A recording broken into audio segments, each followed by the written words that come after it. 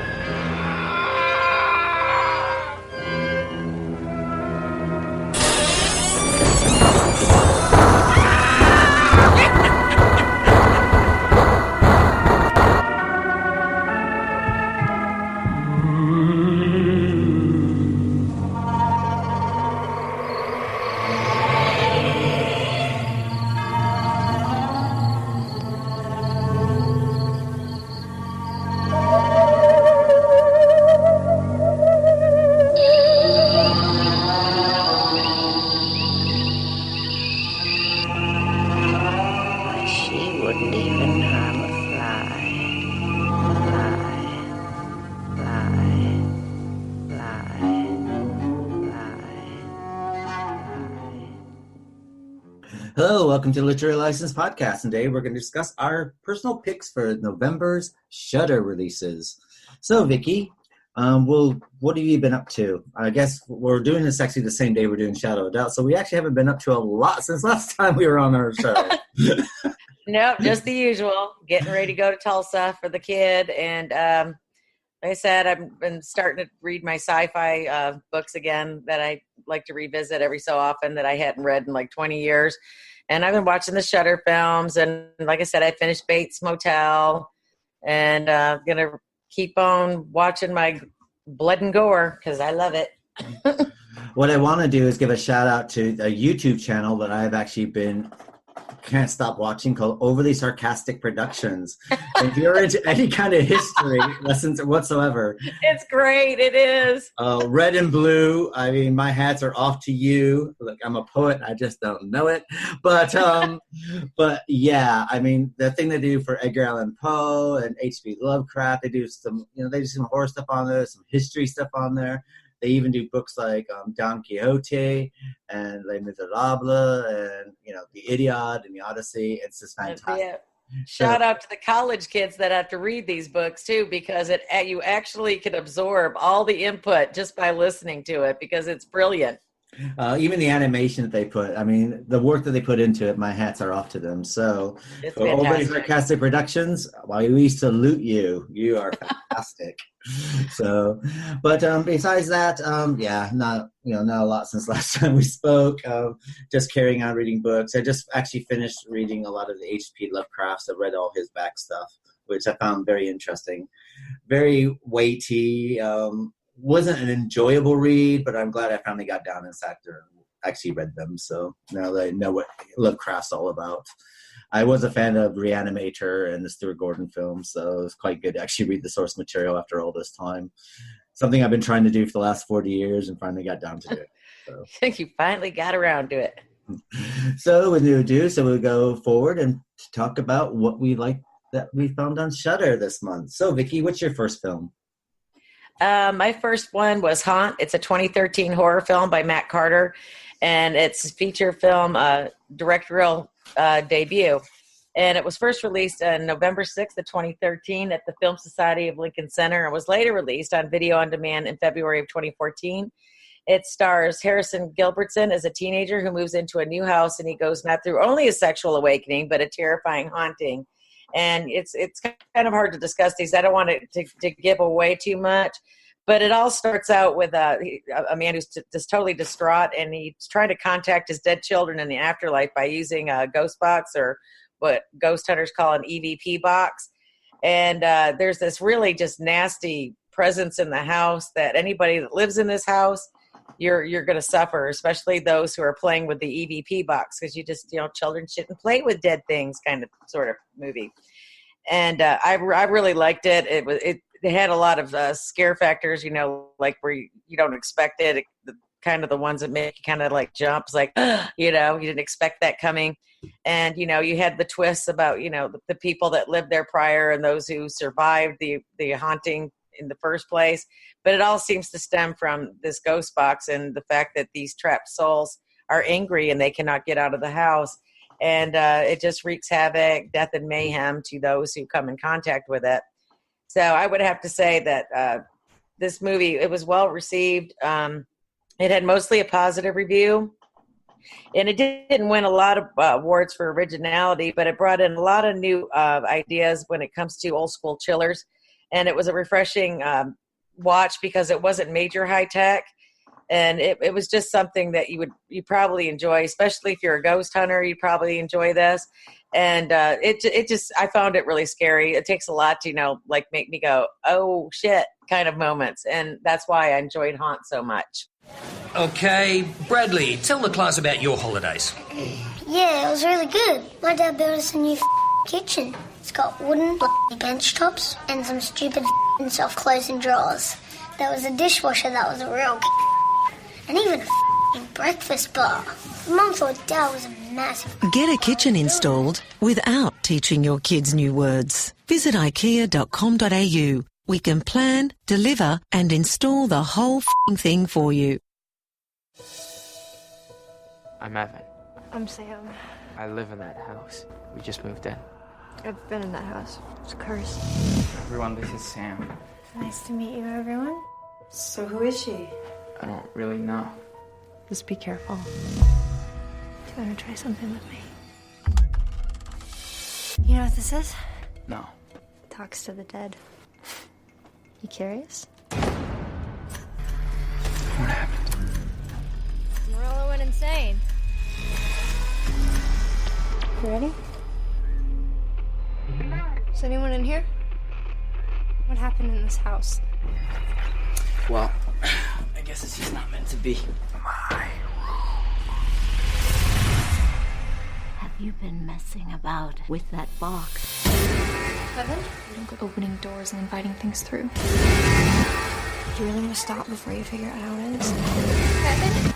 I'm not really sure what to make of you. You can make whatever you want of me.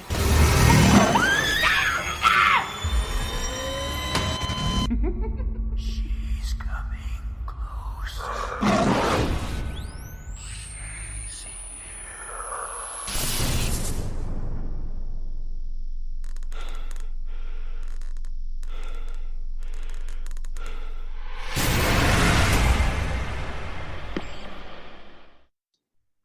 What about you, Keith? Well, my first film is actually not a film. It's a series. It's basically 8 episodes. What's quite interesting is that each episode is probably about 10 minutes to 16 minutes long. And there's 8 episodes. So by the time you can probably get it done within a couple hours, actually. It's called Dead Wax. It's about a young woman who's pulled into a murder investigation revolving around a curious vinyl record which has driven those who possess it mad and killed anyone who dared to listen to it. It's directed by Graham Resnick, who did a lot of the sound design for films like Stakeland, House of the Devil, and The Sacraments. And it takes its cues from like urban legends of backmasking, hidden messages found in vinyl records that can be discovered and played backwards. It has a really good cast as the Hannah Gross, who plays the part of Etta. She was in the Netflix series Mindhunters, which is very good. And it also has, it's very interesting. It's one of those shows that I kind of watched, and because they're so short, you kind of go from one to the next, the next thing you know, you finished it. And it does take its sound design and the way it's filmed, like this, it has like this, you know, it's like pepper with these 70s Gallo-esque kind of music and splashed with 80s style gore. And it's kind of the original series. I don't know if they'll come back for another one, but they do leave it a little bit open-ended, so they could move it forward and come up with another series. but I found it really effective. And if you like things about like rare records and, and there is a lot of pathos about these, odd recordings that are no longer in circulation, and these collectors are looking for them, and there's like these hidden messages, and it's part of the whole urban legend behind this, and it does actually look at that, which is, I found it really entertaining, and I think it's one of those series that if you're on Shudder, I give Dead Wax a try. I think it's funny when you're talking about trying to play the records backwards, because remember when we were kids, we tried to play records backwards to see what the hidden meaning was, like Led Zeppelin albums or Ozzy or Black Sabbath albums. There was probably some kind of satanic hidden message probably in there that we were it never worked for me. I tried, but it never worked on my turntable. Well, a couple of things happened. You either ruined your turntable or you ruined the record. But another thing is that I always kind of wonder about the whole folklore behind that, because I remember like in the late 70s, early 80s, there was like this great big campaign against backmastering and the evil that's bringing on our children because they're listening to this record, because the saloon message will play backwards. And you're thinking like, I'm not sure if I listen to Stairway to Heaven, let's say, for the Led Zeppelin or a Pink Floyd album, and I'm not sure that any message that was played backwards is getting through to me while it's being played forward. I don't know. I mean, the subliminal thing. I mean, I know that you can go on YouTube and now listen to some of these things played backwards, and it's a lot of it's opened up to a lot of interpretation. It's almost like it's always words like wah, wah, wah, evil, wah, right. It's a lot of that. And I remember like on the Kate Bush album, the Dreaming, she does the last song on the track on the album. She does do this thing where it's all played backwards. And I remember, like, I ruined a turntable playing it right way. And what it says is, they say they are buried here. They say they are buried here. And you think, oh, is that it? But anyway, but it is an interesting series, and I highly recommend it. And it's Dead Wax, and it's new to Shudder this month. So if you have some time, I give it a watch. And we, as I don't know if our listeners know, but we used to have a production company called Media Bitch Productions, or MB Literary Agency, and we did have an author on there called Fiona Dodwell, and Fiona did write a book called Juniper's Shadow, which actually dealt with the same kind of subject matter. So having a conversation with her today, we're kind of wondering, like, I wonder if they read her novel and came up with this. I thought, you know what? Yeah, there was another one about like the Red Rain, the story she wrote. And that one kind of came out, and that was in the back of my mind, because Fiona is an excellent author. She's young and up and coming as far as I'm concerned. And I mean, I watched that, and it was just like, oh, wow, where did they get this idea from? You wonder sometimes, because, you know, we did put these people out there just like, okay, did someone grab their idea? Because, you know, it was that both stories were brilliant, you know. Well, she did another one called a novella called Nails, if you remember that one. That came out. Yes. Excellent story as well. And then like 2 years later, a movie came out called Nails, which kind of hits on the same kind of themes that she was hitting on. So, yeah, I think, you know, Fiona, if you're listening out there, I suggest you get a lawyer, and you got to get people looking at this, because there's like 3 productions that we know of are very close to what you've written. And our listeners out there, if you are a listener, I suggest if you're going to pick up an author to read, Fiona Dodwell. She's up there with all of them. And she is a fantastic writer, and she's a fantastic person. So. Yes, she is. Absolutely. Amazon. Oops, wrong Amazon. Although we both contain an array of diversity, the rainforest with all of its animals and us with all of our products, come check us over today and find all the products you need quickly and efficiently. And buy it with one click. And now you can even use us to donate to your favorite charities using Amazon Smile. Amazon Smile is worth your while. Come check us out today.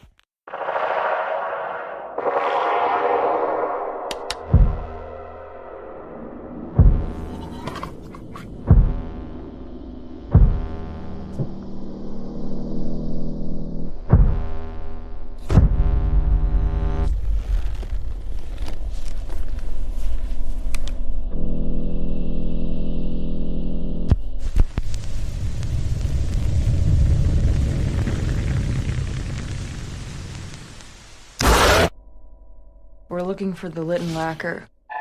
What is it? A single copy of a record pressed by Lyle Lytton that was never released. Anyone who's heard it is dead or insane.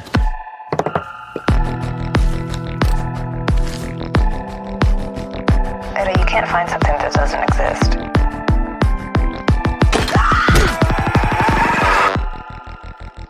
I'm gonna find it. We're gonna listen.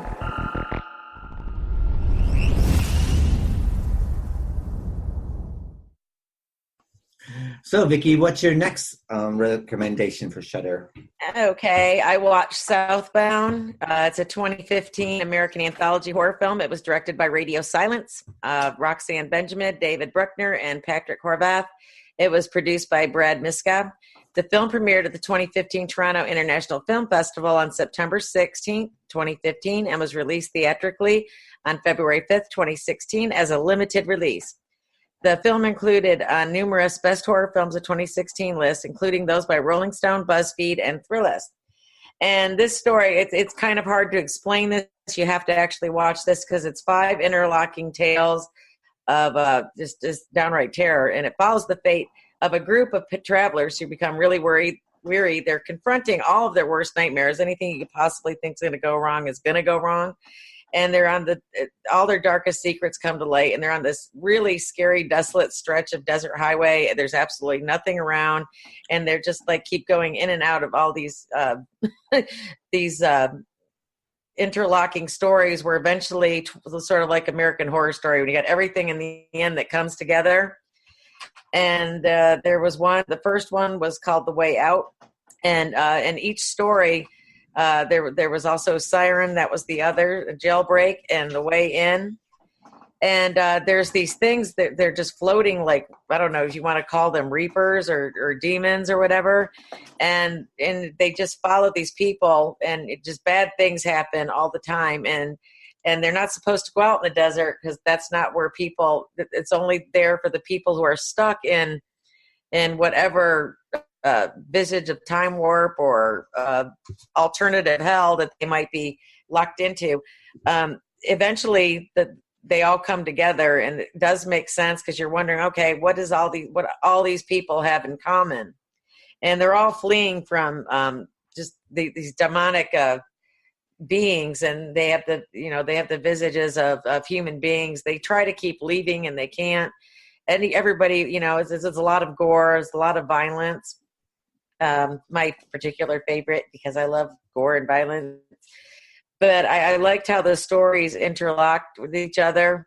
And there's this one scene in one of the stories where this guy hits this girl in a car, and he goes to he's calling 911, and he's trying to, save this girl, and he takes her to this hospital. It's totally like there's nobody there, and he doesn't know how to save her because she's really beat up pretty bad. I mean, you got multiple fractures, compound fractures, and there's this one scene where he has to go in, and he wants to make a massage her heart. It's just like from the inside. It's just shit like that. I'm pretty sure that a lot of people who are like me, lacking humanity skills, they might actually enjoy this. I did. It doesn't disappoint, and it doesn't make you wait to find out what's going on. And one of the other stories in the movie that struck out at me is the ones that the girls, they have an all-girl band, and they're trying to get away from this thing. Their van breaks down, and they end up in this like Twilight Zone thing where it's like the 1950s, where they're having some kind of rotten meatloaf, and you tell that everybody, whatever they took, they're all stuck there. But it's all the stories do interlock, and it does come together at the end. And like I said, without giving away too much, because you can't with these Shudder films, because if you say too much, you're going to like spoil it for people who have not seen it. That's why it's like, But Southbound was excellent. It was scary. And whatever those things were, they just floated around. It was really creepy because you knew something bad was going to happen when these creepy demonic like reaper things would just sit there and float and just stare at you. It's like, no, but it's out in the middle of the desert. These people are totally helpless, and it's sort of like, it's just the human experience against evil, and it's an anxiety attack for the most part. But Radio Silence did an excellent job with this. A lot of people, it did get good reviews. It was well received, but a lot of these are a lot of sleeper movies you see on Shudder. You don't normally see some of these movies that are just coming right out of Hollywood. And it has a lot of thrilling twists, turns, and it's a horror road movie basically. And I think that people will enjoy it. It's got the elements of the Twilight Zone in it, and almost like, and it's like watching Carnival of Souls as well. And it's a fun horror movie. And like I said, these people are just so trapped, and there's just no easy way out. There's really no good way out, and you got to kind of make up your mind about it in the end. And that was Southbound. It's a 2015 film. Oh, I'm going to check that one out. I loved it. You'll like it. Recently, these anthology films that are coming out, we had quite a few of them, but I love the way that they're kind of interspersing. I mean, we did have those anthology films by Asylum back in the days, like Tales from the Crypt, and and those kind of films, and they were always like individual stories, and very loosely connected with each other. Either they were all sitting in a crypt and all had their own horrible story, or they were sent down to hell afterwards. But recently, these anthologies like Christmas Horror Story or Trick or Treat or some of those other ones, I love the way they intersperse everything, and then at the end of it, you realize how it's all connected. And I love the way that they do that nowadays. Hello? What's your favorite scary movie? I have a bunch of favorite movies. I watch them all on Shudder.com for only $4.99 a month. That's a scary low price. But if I had to pick a favorite, it'd probably be Scream. Oh. Yeah, it's the only streaming service that lets me watch hundreds of horror movies on demand. I'll be right back. Hello? Hello? Hello, are you gonna subscribe? Hello? Go to Shudder.com to subscribe, if you dare.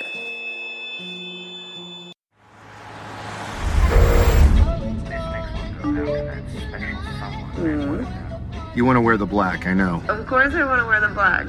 911, what's your emergency? I just hit a woman with my car. I'm in the middle of nowhere. Sir, I'm sorry. Sir, you're breaking up. I said I'm in the middle of nowhere?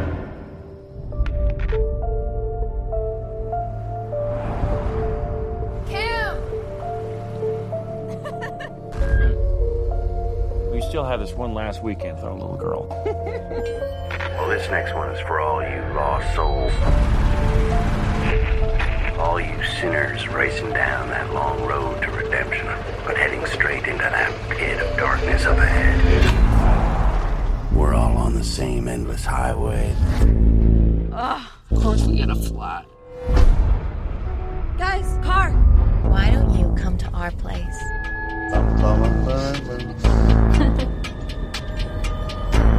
This place feels like a bad acid trip. Guys, we have got to go. I'm not going anywhere. Well, they're gonna try to stop you, but you gotta keep moving.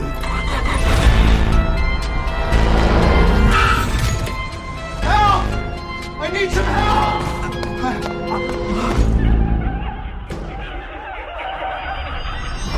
I don't deserve this.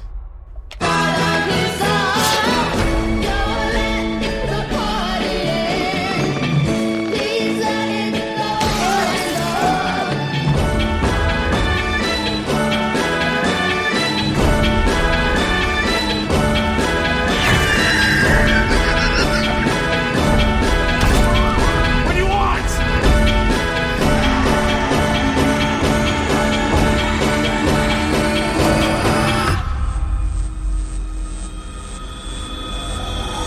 We're all just trying to find our way home. That's life, right?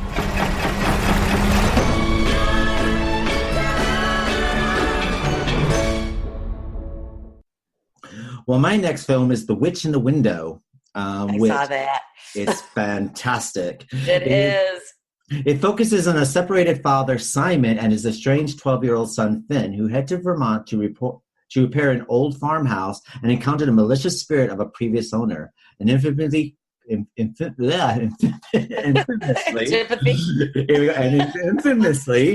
cruel woman named Lydia. With every repair Simon makes, he's also making her spirit stronger until a terrifying encounter leaves him doubting whether he can protect his son from the evil that's making its way into the heads and hearts. Now, this was directed by Andy Mitten, who actually wrote it as well. And the reviews for this are fantastic. It is a very slow burn. And it's one of those films that you cannot be playing on your phone or playing on a computer. Nope. You have to watch it because, you want to see while the action's going on, always look at the background. And I am sure, this film came out in 2018, and it came out at the beginning of 2018. And I'm sure that, The Haunting of Hill House, the Netflix series, I'm sure they took some direction from this because, it's what's going on in the background that actually makes it scary. And there are a few moments in there that actually are quite terrifying. With the fact, I think Vickie jumped out of her seat a couple times. I did. It was just that one scene. You know what I'm talking about? Where whenever it just kind of she gets up, starts chasing them. That's all I'm gonna say. Just about shit, because I was all by myself when I was watching it, and it's like, oh hell no. Well, there's some films also being like a 4.5 to a 5-star rating. That's 5 out of 5 here for a lot of them, and they've been saying that for instance, Andy Whitten's The Witch in the Window is one of the most beautifully crafted horror films to hit the screens in many years. Whitten's film is perfectly precise piece of genre cinema, filled with the wonderful character moments as well as the skin-crawling scares. And and if you do any research on this, you'll realize is everyone is praising this film, and it does live up to its hype. As I said before, it's a slow burn film, but it does deliver. And I think that the acting, they're actors I do not recognize. A cast of unknown actors, but they are so good and they're so natural. They just feel like they're just naturally speaking, and you actually believe what's going on as far as the relationships and everything goes, even to the neighbor next door. Even with him added, everyone was very natural, and I highly recommend the Witch in the Window. It's one of those films that I think that once you watch it, you'll never forget it, and it's one of those films I think you could view over and over as well. Yeah, I watched it twice. I got a kick out of it. But the second time I watched it, I was like, once you cruise through something that you really enjoy, you want to watch it again and see what you missed. Because I was just, like I said, there was a couple of oh hell no moments for that because I was watching it by myself. And it's just like some people just do that makeup, and you got those, when you see people that are dead, you just know they're going to be creepy looking. The eyes are open, they're just staring into the dead space. And there's some shit's fixing to happen. But I love that movie. I thought it was excellent, The Witch in the Window. A lot of people enjoyed it. Yeah, and I think the legend that they built up on it as well is fantastic as well. They built the script is so well crafted, and they did build up like a modern urban legend and build it up, and it does work for me on all levels. Morning face. You get it when you don't sleep well. This is what happened to Linda. Morning, guys. Good morning. Ah, what is that thing? It's me, Linda. Oh my God, it talks! Run! No, it's me, Linda from HR. It looks hungry! Save the children! Save them! What? Stay back, I've got mace! Ow, that went in my eyes. Quit moving! It's called beauty sleep for a reason. And there's never been a better time to get some. Get 20% off IKEA Sultan mattresses. IKEA, love your home.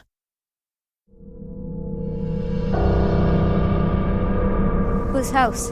I'm flipping it. So they didn't tell you about her. Lady lived here when I was a kid. She died?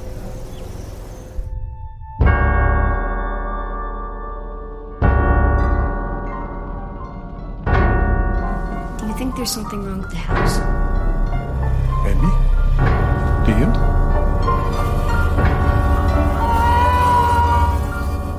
I thought I saw someone in the mirror. What kind of someone? Think a lady. Please don't make me look at her.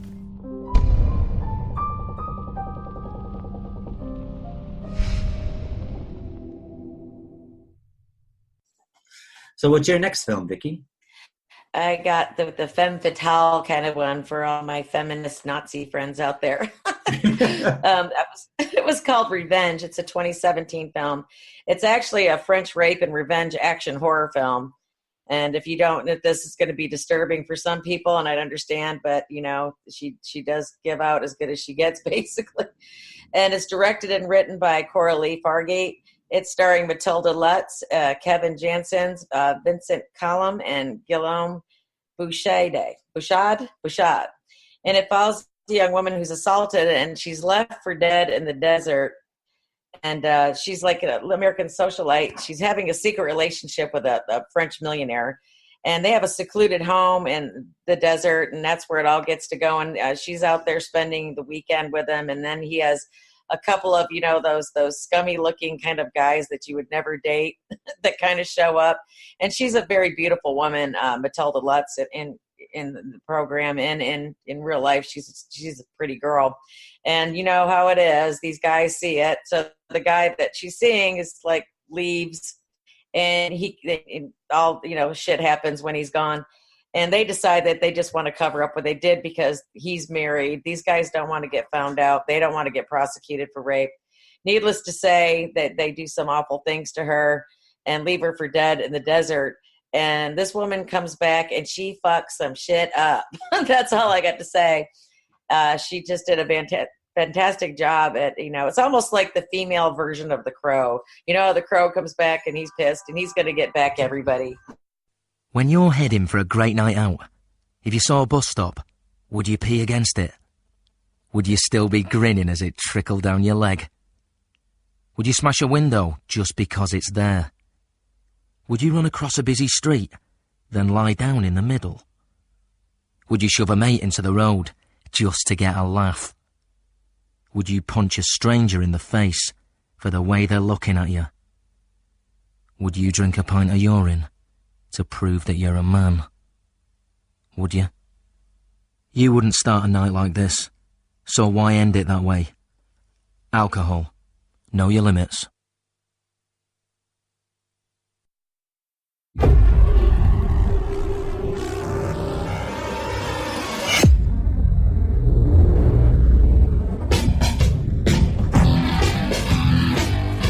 Jennifer? Stan Dimitri, my associates.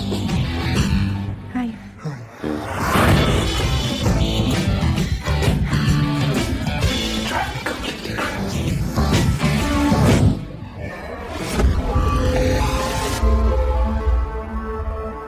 So, tell me, what is it you don't like, huh?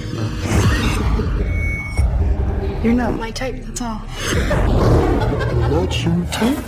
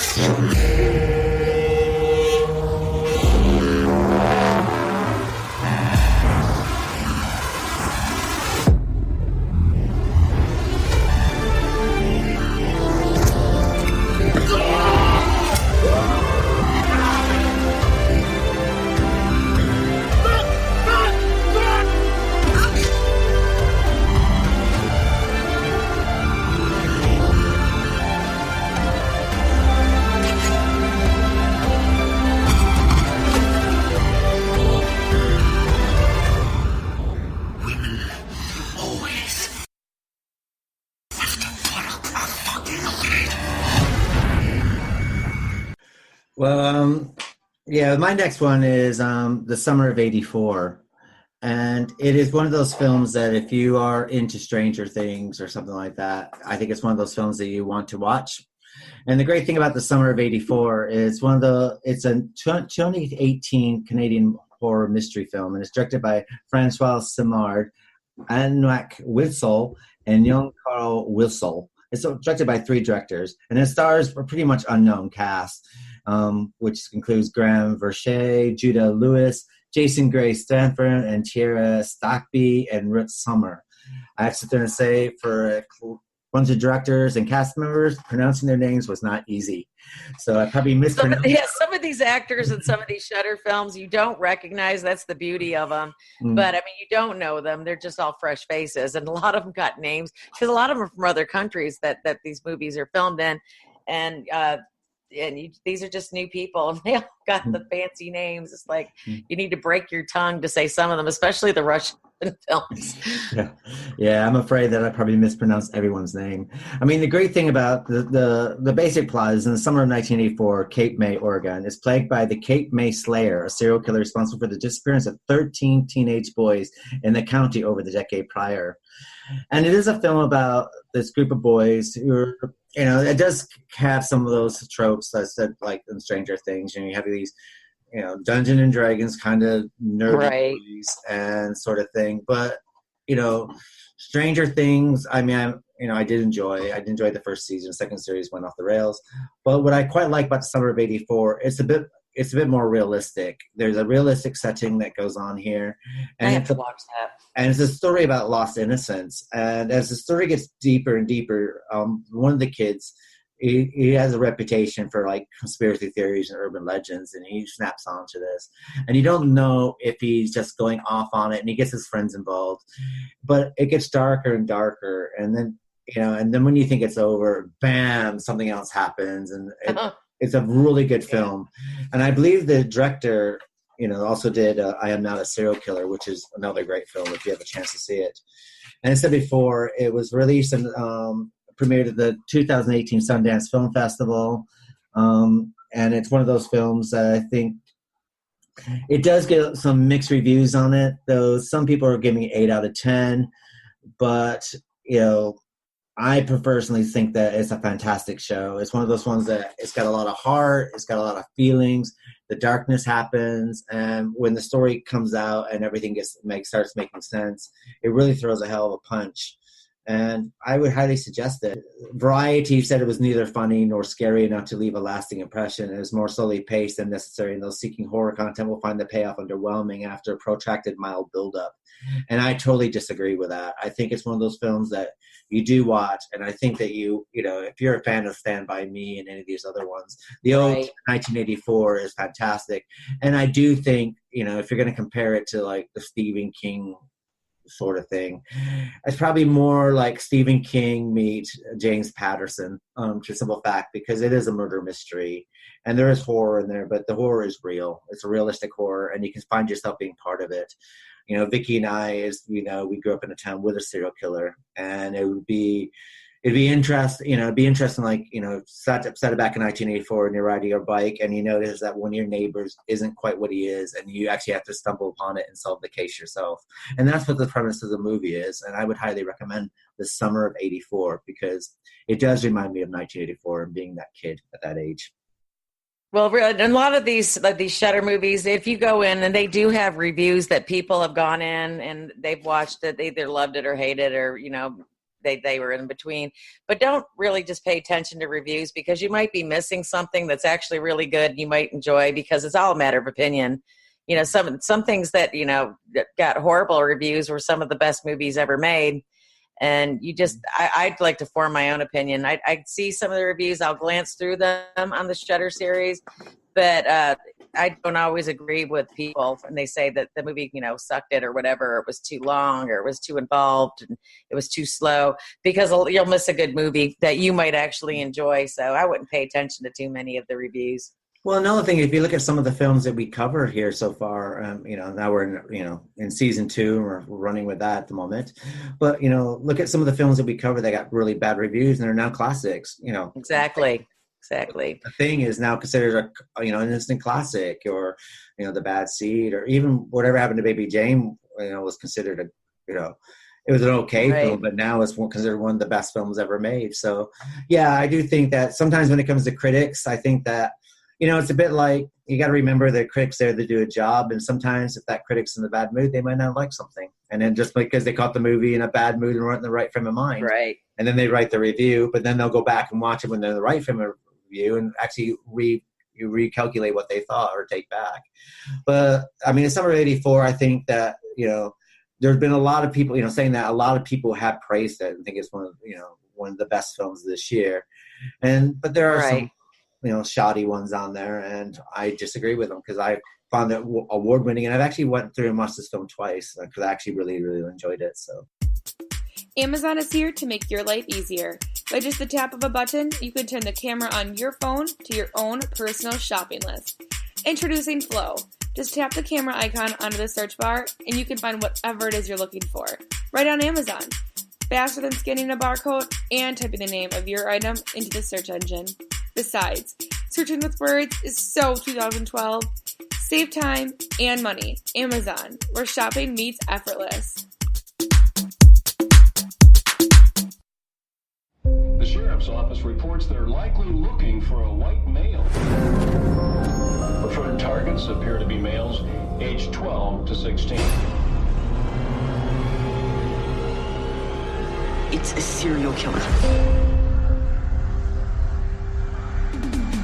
The Cape May Chronicle received a letter from an individual calling themselves the Cape May Slayer. There's a serial killer on the loose. What else could possibly be this exciting? Incoming titties. 12 o'clock. Guys, Nikki Keshuba. Scientifically the perfect woman. Huh. Better view of my room than I thought. Sweet dreams. Emergency meeting. Treehouse. Now. Mackie is the Cape May Slayer. Mackie's a cop with a sick reputation. Wasn't counting on us. That's blood. Davey. Hey. Guys, I'm freaking out, okay? Relax. You look like you're 30. It's gonna be fine. Now go. You're gonna get caught either by Mackie or your dad. I know I'm right about him. That doesn't prove anything. Are you with me?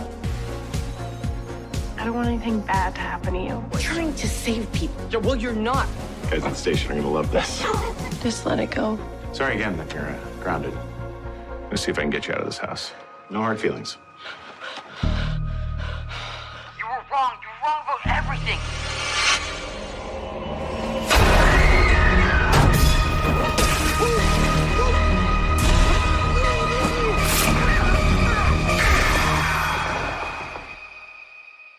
Even serial killers live next door to somebody.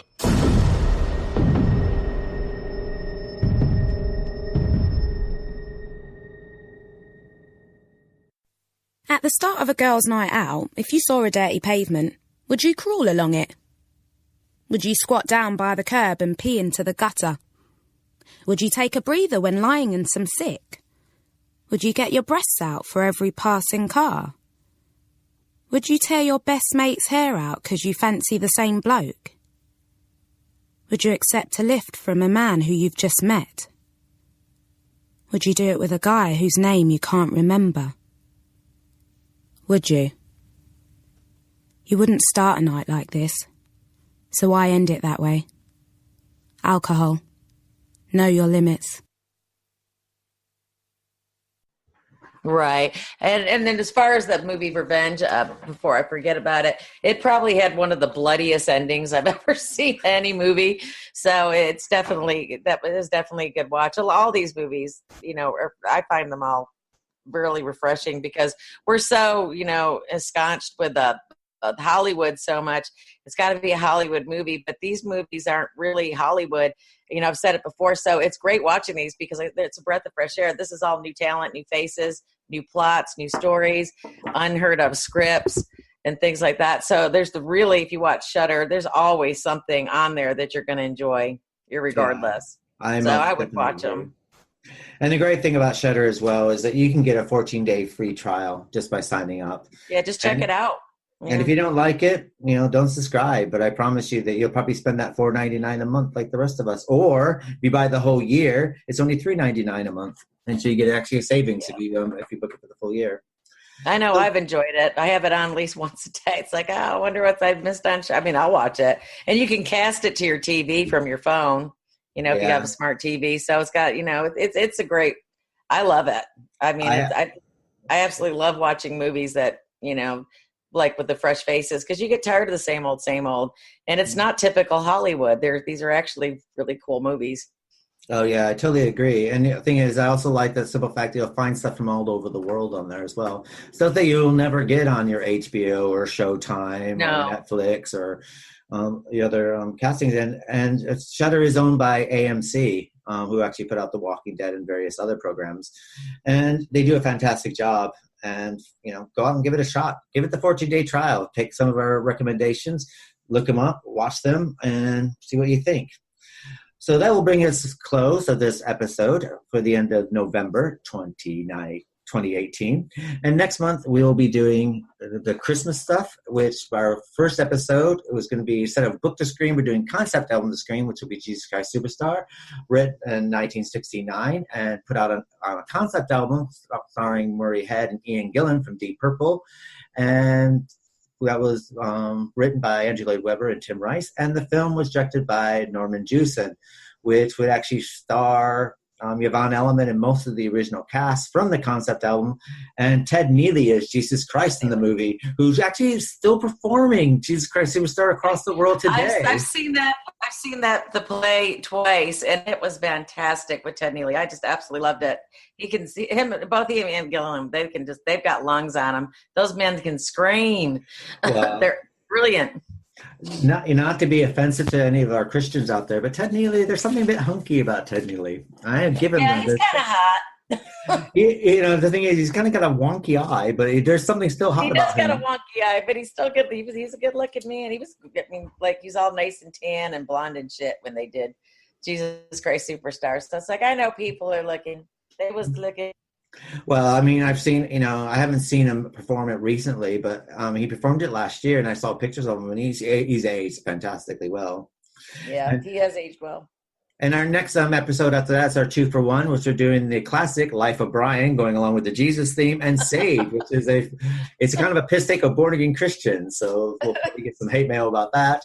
And then our Alfred Hitchcock film for December will be The Lady Vanishes, which in America is probably not that well known, but in England, every year at Christmas time, they do show The Lady Vanishes. It's kind of an Alfred Hitchcock Christmas film here.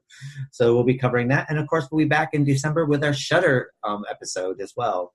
So if you need to find out any information about the Literary License Podcast, you can go to our website at www.llpodcast.com, or you can check through Facebook, Twitter, and you can find us there on LL Podcast. And besides that, there's nothing much more to report, except make sure you sign up to our newsletter so you can get one newsletter to your inbox once a month, find out what we're up to and what's coming up on our scheduling and what books that we recommend. And you can sign up to our website on www.llpodcast.com and find up your books.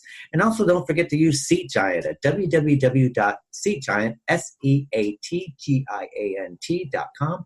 And you can book theater, sporting events, concerts, film, any kind of special event in your area, and get a 20% discount by going to the discount code and putting in LL Podcast. So what I'm going to do is say goodnight to you all. So good night, and good night, Vicki.